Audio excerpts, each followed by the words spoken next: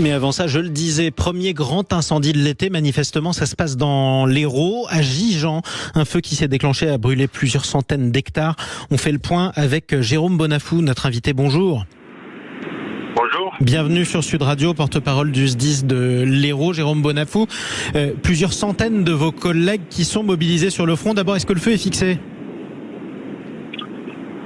Alors, la propagation est stoppée, mais on a de nombreux points chauds avec de nombreux risques de reprise. Les pompiers ont travaillé d'arrache-le-pied toute la nuit pour éviter ces reprises.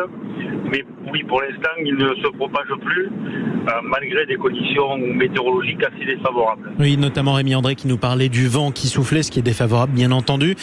Cet incendie s'est déclenché juste à côté de l'autoroute A9 qui longe le golfe du Lion. Est-ce qu'il y a un risque que cette autoroute soit coupée ? Alors, au moment où je vous parle, non, il n'y a pas de risque que l'autoroute soit coupée. La circulation se fait normalement. Pour l'instant, comme je vous dis, les moyens sont concentrés donc surtout ce qu'on appelle les lisières du feu, c'est-à-dire là où il y a des points chauds et là où on travaille, donc pour procéder au noyage, justement parce que le vent doit se renforcer en début de matinée, pour qu'on évite, on écarte au maximum tout risque de reprise et de réactivation du feu. Alors, vous parliez, vous et vos collègues, soldats du feu, de 600 hectares partis en fumée hier soir. On en est à combien ce matin à peu près ? Alors non, on n'a pas 600 hectares, on est sur 350 hectares à peu près. Donc on va ce matin mesurer le contour du feu, parce que c'était compliqué pour la nuit, Bien sûr. Vous imaginez bien.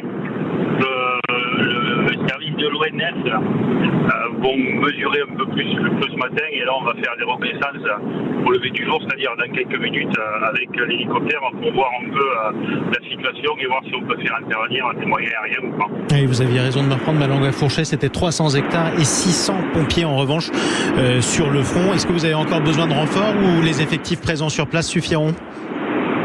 Non, pour l'instant les effectifs qui ont été mobilisés suffisent.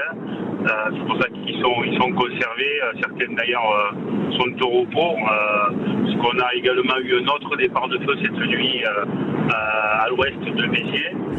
Donc tous les effectifs restent mobilisés par rapport aux conditions météorologiques qui sont assez défavorables. Évidemment, dernière question et assez rapidement. On parle d'évacuation de certains habitants, notamment d'une maison. Est-ce que vous pouvez le confirmer ? Est-ce qu'il risque d'y en avoir d'autres ? Alors il y a eu des évacuations effectivement préventives parce que le feu arrivait sur certaines habitations. Mais les gens ont pu réintégrer leur domicile aux alentours de 1h, 1h30 du matin. Et au moment où je vous parle, non, il n'y a pas d'autres évacuations de prévues puisque le feu ne se propage plus. Bon, mais écoutez, merci beaucoup Jérôme Bonafou et surtout bon courage à vous. D'ailleurs, on entend le vent souffler, ce qui n'est pas une bonne chose. Et bon courage surtout à vos collègues soldats du feu. Je rappelle que vous êtes le porte-parole du SDIS de l'Hérault. Il est 7h13 sur Sud Radio.